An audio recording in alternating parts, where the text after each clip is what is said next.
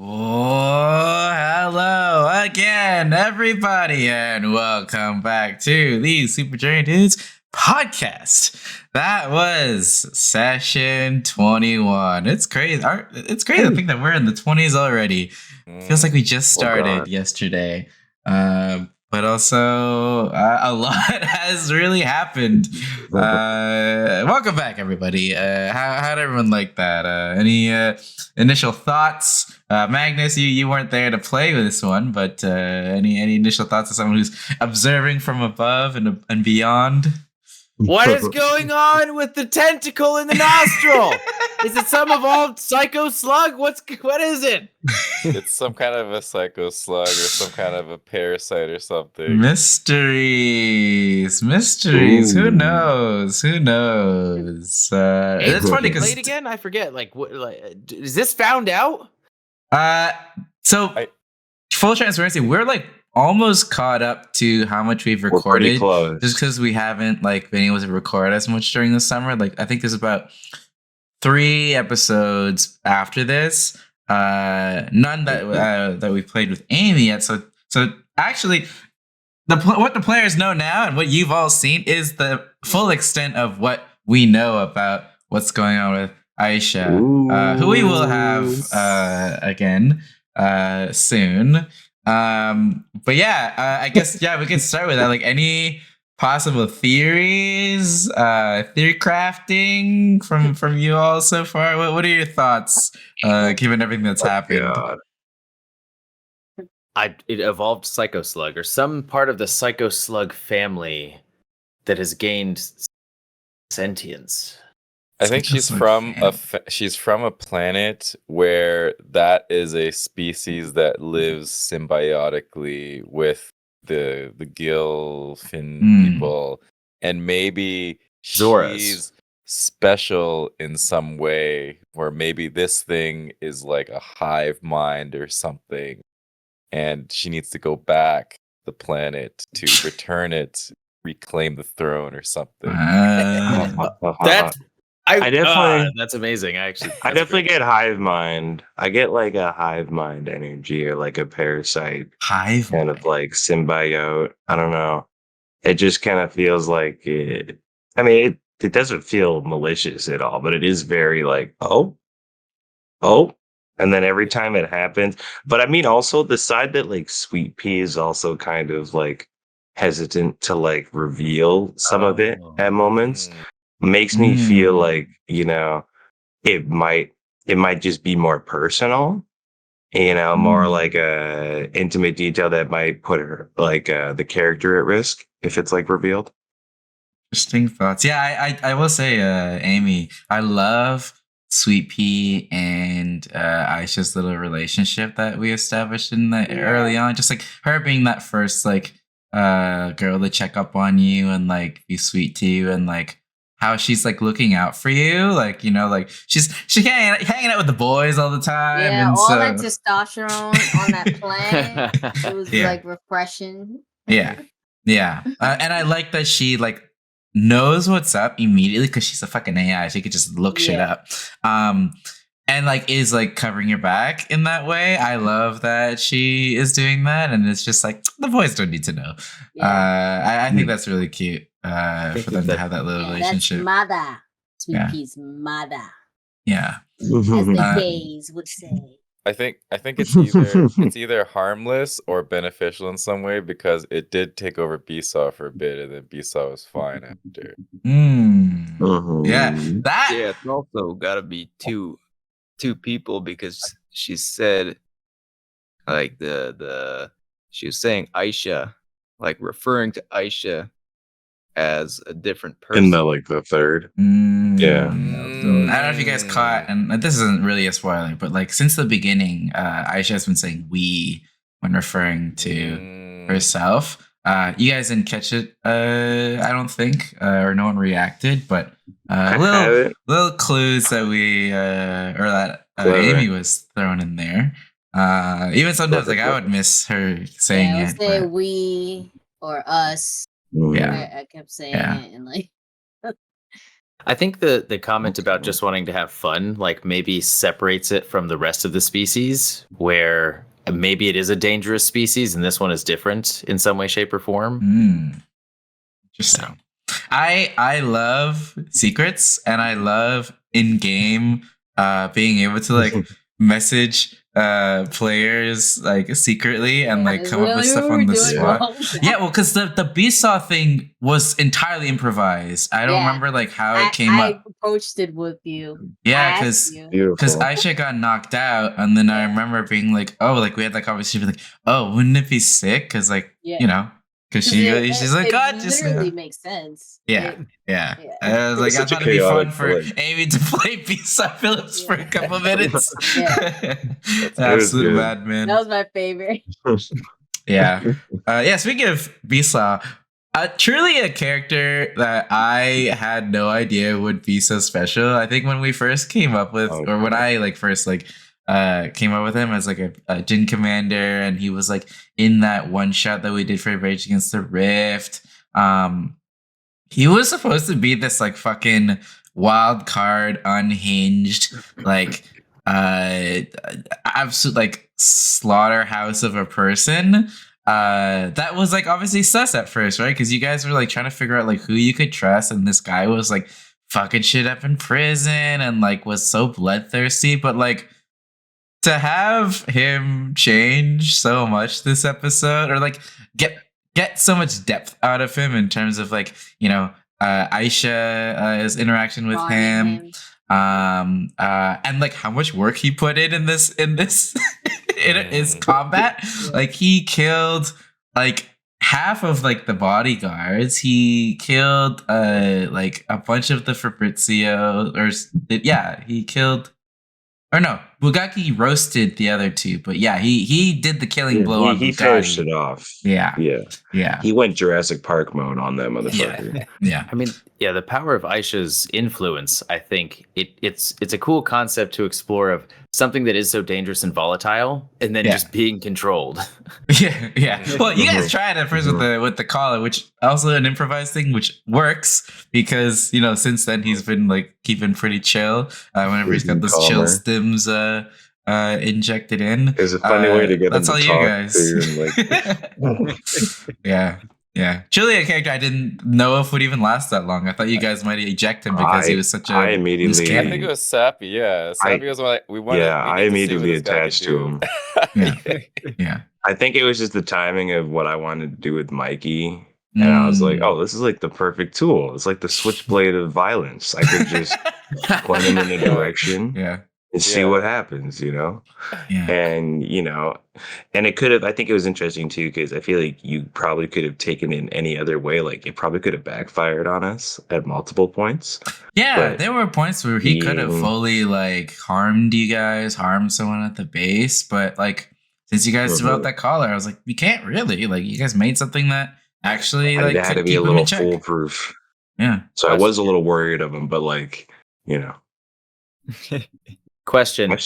Was 642 or 52? I forget what it was in the 600s. 53 or something. 53. 53. Was that improv or like? I want to understand what in one day. You said to get. Yeah, that was improv. That number was just a number I threw out, and now it's canon. And so then maybe I threw it back at him. Yeah, maybe one day in improv. Zip zap zap. You ever done like theater? 653. I think. Let me write that down because I think that probably you're gonna tie that in. Well, because we have Rage Against the Rift where like you see like Jin Commanders and what they do. So maybe one day you'll see that day, the just one day where you got 653 in one day. Could be crazy. But yeah, like rewinding back to the beginning. The Gojin Silver reunion, the long-awaited Gojin Silver reunion for Bugaki. I thought that was also really sweet. I mean, it's something that, you know, since we left him, in episode, this was probably 6 or 7, right? Yeah. It was the race episodes, yeah. Yeah, like 14 episodes later to finally bring back one of Bugaki's old friends. I knew I wanted to bring him back in some way, especially because he didn't die. outright. But I wanted to bring it in at a good time, and I think this was like a good time to do it. Well, it's perfect because we ended up going back to Zerf. Yeah, and like basically tying up the loose ends that were there, right? Yeah, like we're fully free to be there now, and then Gojin is all good now, and it feels like you like clear the map. And that map's now got like a green check mark on it. Yeah. All objectives have been completed on that. Yeah, 100% of that area. Yeah, how's it feel to have your bestie back, Bugaki? Well, to be honest, I didn't know what to say. I was like, oh, okay, cool. But it's been so long that I was like, all right, sweet. Okay, see ya. Yeah, because you guys had so. I feel like you guys had so many questions and so much to say to him when you first like met with him again, and then like he couldn't speak anymore, and then now you guys have come so far and you've experienced so much and like are such different people now that it's almost like, oh man, like I don't know. To me, I was like, man, Bugaki must be like Gojin's seeing me at a weird time right now. He's like an old friend, but it seems like there's not. Bugaki's at a time now where he's like, he's a adult. You know what I mean? He's very focused in what he's growing up, and he's got to deal with stuff. Yeah. So it's kind of like, it's no time to hang out with friends and stuff. But I think like what Mike was saying, it came at the perfect time where we were going to, Zerf, and then we had to deal with the guys that blew them explosion. And then that was like, it really worked out that way. Because I think originally I was like, let me put it here because you guys were like looking for Jin commanders, and kind of that was like an ongoing mission. And I think you guys had a good amount of L's, or that felt like L's for a little bit. And I was like, let me reward you guys with bringing him back. And it just so happened to like work out with like, the day you guys brought the fight back to the Skull Pounders and blah blah blah.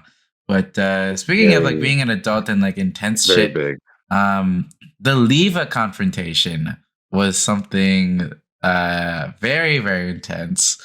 You guys had to deal with that, which I thought you guys handled that very well. RP wise, that was like really an intense moment, but it was like necessary for. I felt like it was necessary for Bugaki to realize, what he's like has to do. It kind of like pushed him over the edge of being like, no, I have to do this. Yeah, because it's like I'm not the bad guy here.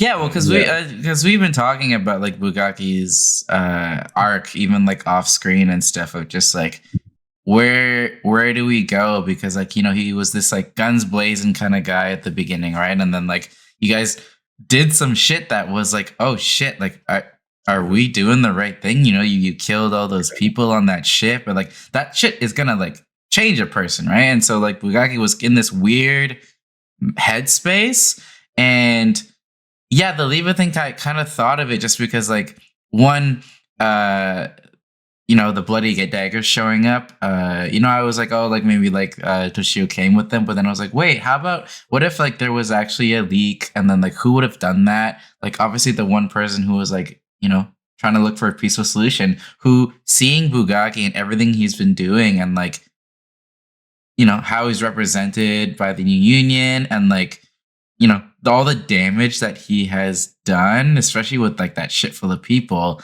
like Leva would be like, this guy is like a danger to us, right? And so I thought that could be just like an extra push to push Bugaki down whichever like path that he would end up on. And then we ended up getting a lovely little music video. I have a question about that, by the way. Yeah. Another one. So does that scene happen, and then the music video is spawned after that moment between you guys? Because clearly there has to be some coordination in the back end. Oh, so we had I believe was that inside both. Yeah, so there's the inside joke from that first time where there was like I don't want to do it anymore, and then like we were like, ha ha ha, we should make that into a thing.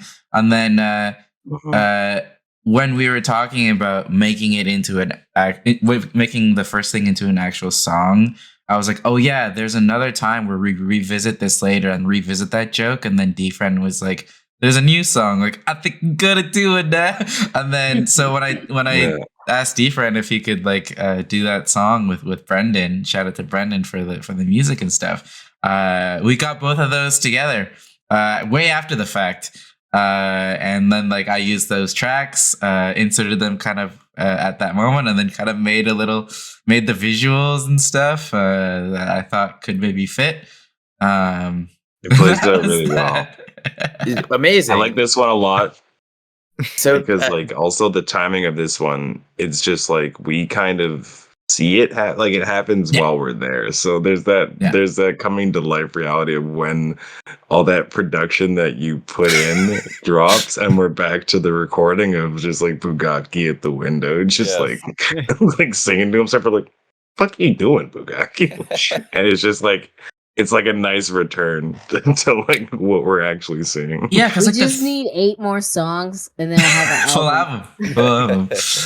Yeah, because like it's not something that I really expected with this campaign, but like obviously like the campaign has a lot of messages about war and like colonization and stuff, but like the fallout of war, the repercussions of it, and like how characters deal with that internally isn't something I knew was going to happen, but once it started rolling, I was like, damn, this is actually a very profound part of this show. And so really wanting to double down on those themes once I started them kind of happening. So like doing the music videos was a funny way to do that.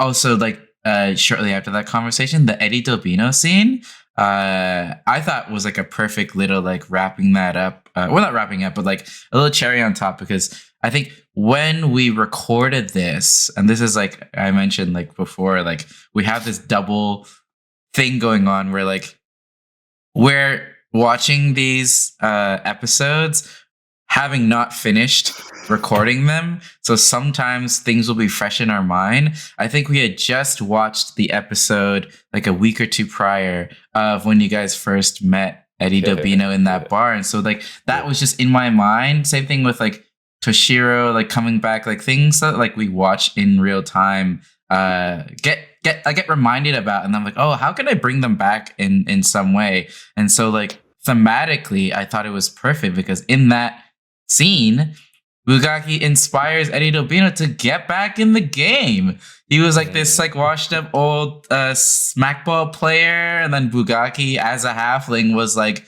you should like, you know, do what you love, like don't be a skull pounder anymore. And I was like, that thematically fits so well with like Bugaki's struggle of like, I don't know what I want to do, and then like Eddie Dobino being like, whatever you want to do, like you got this, man. And I thought it'd be really perfect. Interesting spawn of RP too, because it was so random. Like I feel like even getting to that interaction, because wasn't it like picking apart people to talk to, and they were just the two people that were just two guys at the bar, random guys. I really like how that whole scene went down, and especially also when Sappy was doing that whole speech about, you know, I was like, damn. You know, oh my god, I forgot to write that down in my notes, but yeah, Sappy too. You know, I just try to act out in like contrary notes. So I feel like even if there's like a certain vibe or emotion, like I feel like especially with the way our directions are going with our characters, I feel Mikey is a bit of a thorn at this moment. And he is a bit more abrasive, even in that like climax to what you're having a realization of. Like, I'm not really even being the most supportive about. Like, I'm more like I'm still very critical in a lot of moments. Well, it felt really beautiful to me in that sense, because you two have had this like, fractured relationship, right? And like I think Mikey, the way I like saw it play out is like the way Mikey felt so protective, and like seeing Bugaki get put in that situation and like being protective of him, and then also maybe realizing himself that like yeah, like Bugaki has been like doing so much. He's been sacrificing so much to like he's got so much pressure on. Like Mikey being able to say that out loud, I think makes him also realize a lot of shit, and like it and almost like helps his own patch character flaws as well. that relationship a little bit, because you guys were getting like pushed away from each other a little bit too, and I thought. And the reality too is like, I think Mikey said, or I said it with Mikey, that the one part where if Bugaki hadn't like come along randomly, wouldn't have had like a lot of this like spawn to like do this plan of action that has been like boiling in the back of my mind since Whiskers found me. But it's just like been a lost mode. Like we were just kind of like coasting, surviving, and then Bugaki spawns in, and all of a sudden it's like, oh, what was I planning on doing all this time? Like, what the fuck? It kind of remedies the problem of every like, I feel like every like hero story where it's like, why is everything happening now versus any other time in history? And it's just like, yeah, if like Mikey has been like thinking about doing this stuff, like why now? And like big reason is because Bugaki being involved had really inspired him and all of you guys to like get involved, right? And it's cool because Bugaki's the most like, if you take it from like Alex himself, like I feel like a lot of the time not inspired in that way. Like he will be derivative of like what his character is, like balls, dick jokes, and like big explosions and stuff. But like when you get to the depth of it, it's like it draws in so much attention, and then everything else just bounces off of it. Like all the relationships that form with Bugaki, like even Aisha.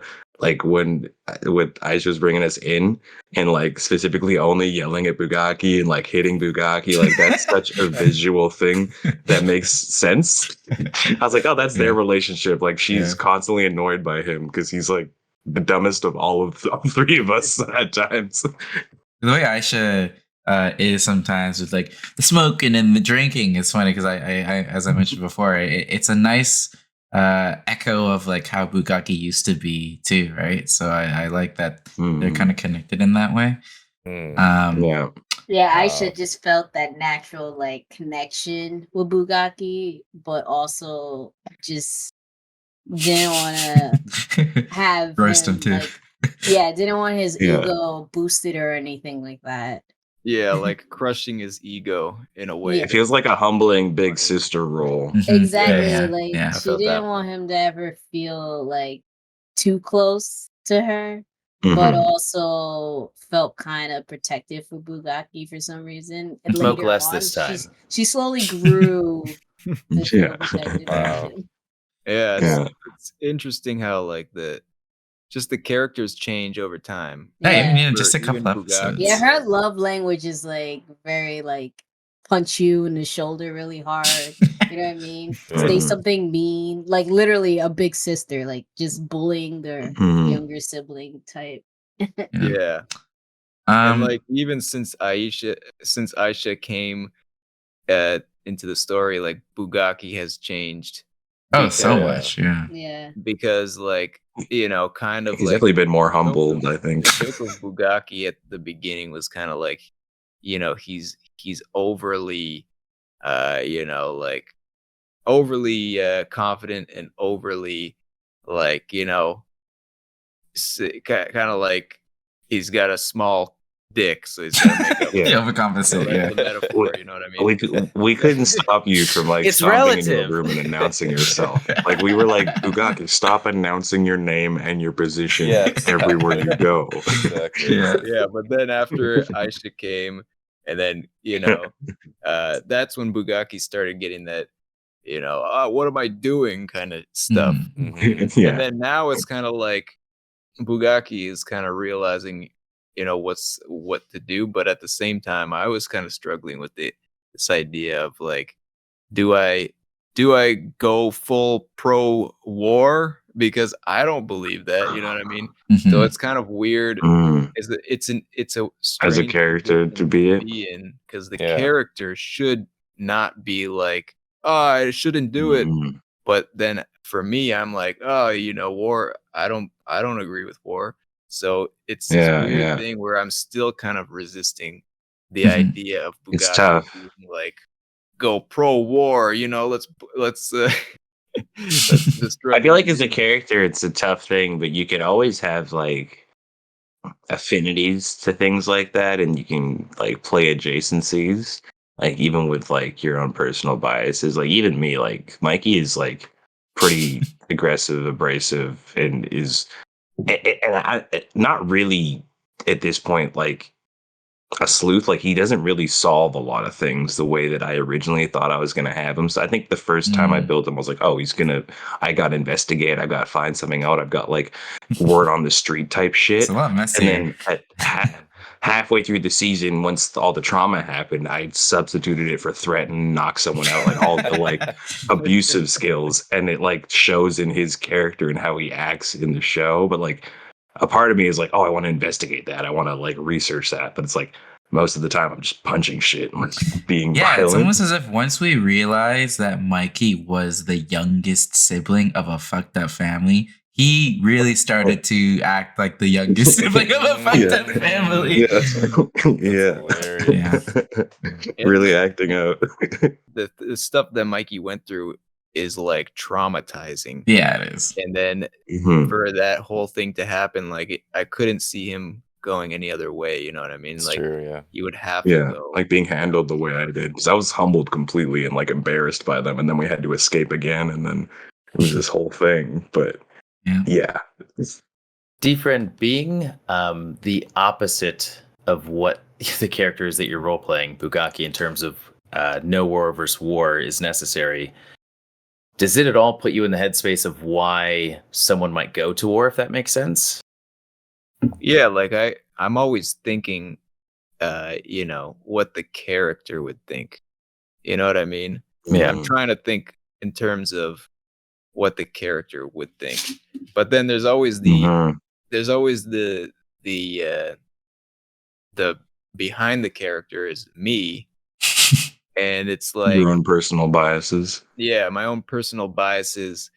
Sometimes they will like kind of influence the character in a way where it's like, I wasn't expecting Bugaki to have as much as a moral compass that he does in the series, and it kind of developed more and more when I realized that I was like, I don't want to play somebody that is like totally unlikable. You know what I mean? Like it would be very hard on my relationship with everybody if I was like that with Belmont when I started too. I wanted Belmont to be so much more abrasive and darker, and I wanted him to be like I wanted to somehow play D&D so that I could play with you guys and not make you upset, but also fuck up missions because of how like bad my character decisions could be. And that's like even at the end with like the motorcycle jumps and like all the things that we did at that last finale was like me just trying to be as dumb as I could to see what could happen, and like a way that like I know wasn't the smartest thing I could do as like an RP, but I'm like, as character, this is how I wanted Belmont to be the whole time. But like I knew I drew him back multiple times because I was like, oh, I'm more sentimental than that. Oh, I love my wife. Like it wasn't as like rage induced character as I was building him out to be. I think it would be cool to see that, to have the trust in the group to be like, okay, you can go to those places, and like, because that would be cool to see. Well, it's cool for me to see because you two specifically also like and also like Amy like don't have that much experience playing like TTRPGs, so like you guys like actually like learning role playing and like becoming your characters, and in this way that's different from like acting necessarily or just could have fooled me. It's a new kind of storytelling, and like it's cool to see you guys inhabit the characters and do it so well as people with not that much experience. Like seeing you guys like fucking do it better than a lot of the people that I watch like online on big shows, right? Like it's the character work is impeccable on this show, and I'm very lucky to have a very talented cast who literally only really do TTRPGs on this show. I think, but it's not like honestly though. Introducing me through this, I would do it otherwise. It's just I'm such a my brain is all over the place. So it's like I almost only have time for this show to like fully put my love into it. If I did another one, I probably wouldn't even be. My characters would get mixed, my accents would get sloppy. But like, I like the idea of having like a set handful of characters I can try to flesh out in my head and like control those. Otherwise, I'll get completely overflown.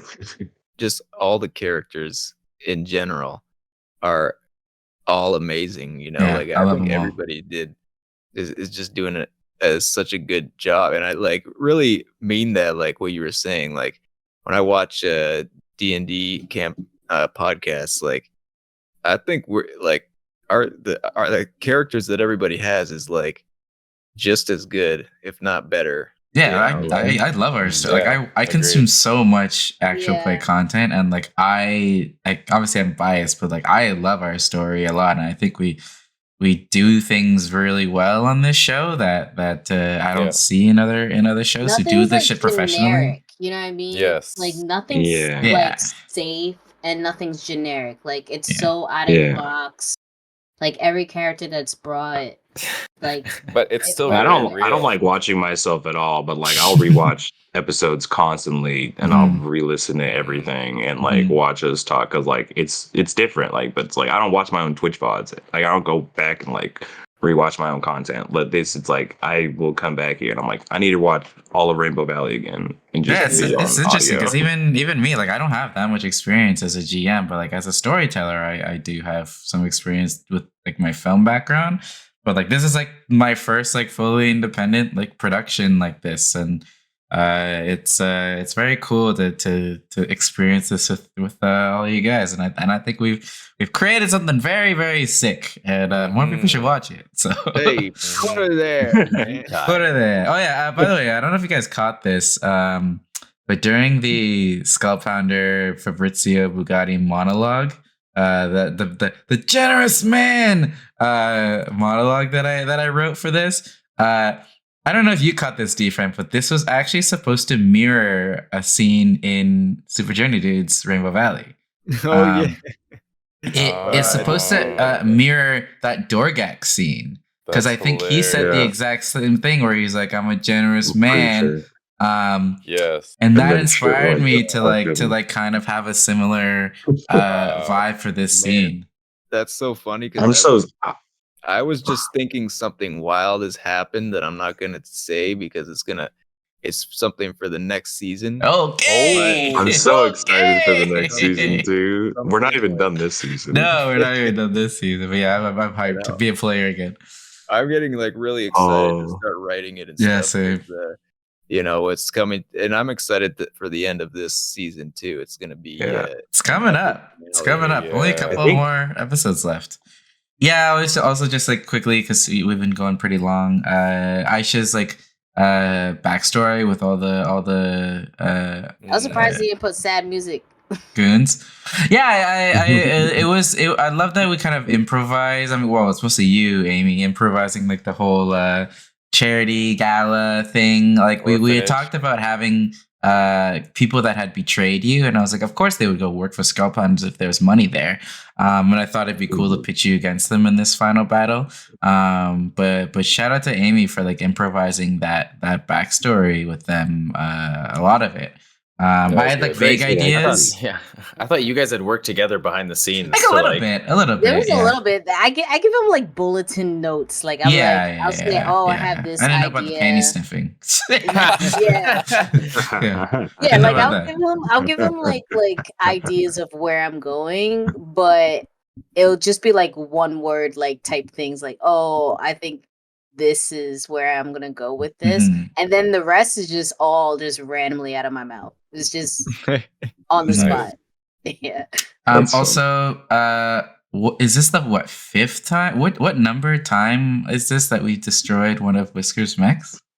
I feel. Oh my god! We need a counter because it's the first episode. We need someone to go through episode, and then it happened in the teleportation episode where we ended up with Jimothy. Yes. Third. So this might be the fourth time. I think fourth or fifth. Yeah. Wild. But yes, this does mark the last of the three of you guys upgrading your mechs. We will see next episode what that looks like and the even the mech upgrades timed out well with like the destructions and like the amount another of time this this almost was one episode early because in my mind I was like, if Mike lost significantly against Toshiro Kitsune, that would have been a moment to introduce that as well. But this one, this worked out this way as well. Smart. But yeah, one last thing. The end of this, as you guys like blow up the Skull Pounder estate, Mikey. What was the reason for that note? It's a pretty bold note to be like, hey, we just fucked with all this. Signed Michelangelo Fazos, not even Mikey Starhand. Michelangelo Fazos, who the galaxy at large still to this day is not sure that and doesn't really know that you are alive. It was like a parabola of Mikey being like incognito.